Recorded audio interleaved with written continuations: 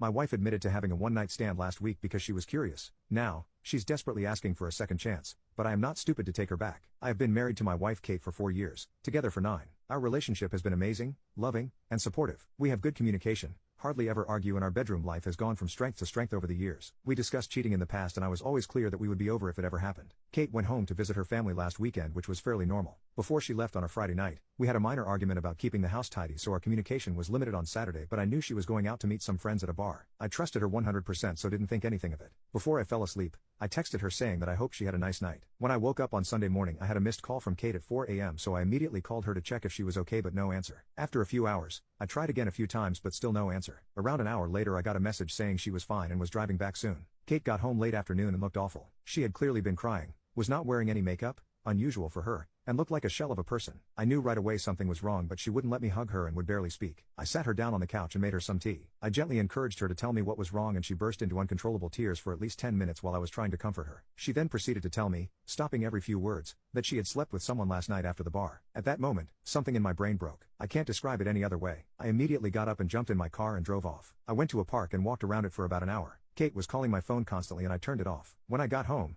I grabbed 2 suitcases from the garage and went to our bedroom. I threw some of Kate's clothes and shoes into them and left them by the front door. Kate was lying on the floor in the living room, curled up into a ball sobbing. I called her best friend who lives nearby and told her that Kate needed a place to stay and a ride to her place and that Kate could explain everything to her later. I told Kate I was leaving for an hour and that her friend was coming to pick her up. She grabbed onto my legs trying to stop me from leaving. When I returned home again, Kate was gone and so were the cases. On Monday, with a clearer head, I answered one of Kate's many calls and told her that I needed her to send me an email with as many details as possible of that night, and if she left anything out, there would be no hope of reconciliation. I received this email on Monday night but still haven't opened it. Since then, everyone has been trying to contact me, but I have just been working, exercising and sleeping. One of her friends turned up at my house with an attitude demanding an explanation. I told her to speak to Kate and close the door in her face. I have also been speaking to divorce lawyers, have moved money into separate accounts and blocked Kate and all of her friends on everything. Everything I have done since I found out seems like I have been on autopilot. I don't feel angry, upset or overly emotional, just numb. Kate posted a note through the door yesterday asking me to meet tomorrow, but I'm conflicted. Should I meet her? Update 1. Kate came to the house yesterday and when I opened the door she looked terrible. She tried to hug me and started mumbling apologies, but I stopped her and we sat down to talk. I started by telling Kate that I would be recording the audio of the conversation and she agreed. I then asked her to explain what happened and told her that I hadn't read the email she sent. Kate said she had been at the bar with 2 friends and told me what she had to drink. I was surprised at how little she drank because it was the same amount we would normally drink when going for dinner,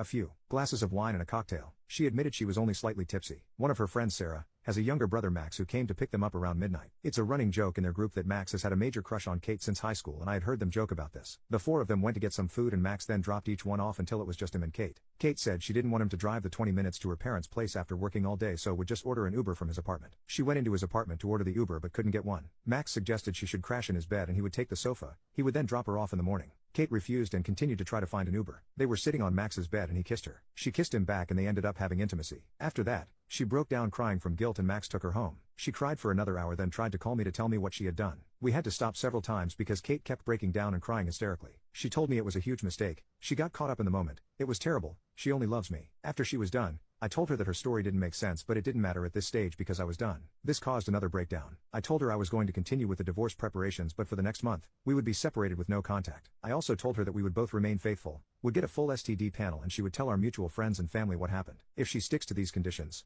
I would be willing to meet again to see if there was any way forward other than divorce. She enthusiastically agreed to this but made it clear that she did not expect me to stay faithful to her. I know many of you will criticize this decision, but I need to be sure that divorce is the right option after I have had time to process everything that has happened. I am still 99% sure that is where we are heading, but I need to be 100% certain. Update 2. First of all, I'm not in robot mode anymore. My friends have also been great since they found out and have been dragging me out of the house to hang out. I decided to read the email and wish I hadn't. The story Kate told in the email was mostly the same, but there was no mention of going into Max's apartment to order an Uber. There were also pretty explicit details of what they did, for how long, and that they had apparently used a rubber. I will never be able to forget this description. Many people who were originally criticizing me for kicking Kate out of the house have now apologized, but they can keep it. Kate's parents reached out to apologize and I spoke to them because we had a good relationship before all of this. They begged me to try to work it out but said they understood if I decided to get divorced. I didn't commit to either option. Kate's other friend, who was there that night, contacted me to tell me her side of the story. It mostly matched up. Bar food home. She said Kate could stay over at her house, but she refused, saying she was driving home early the next morning. Max apparently insisted that he would take Kate home. The version of the story that she told didn't mention Kate trying to get an Uber,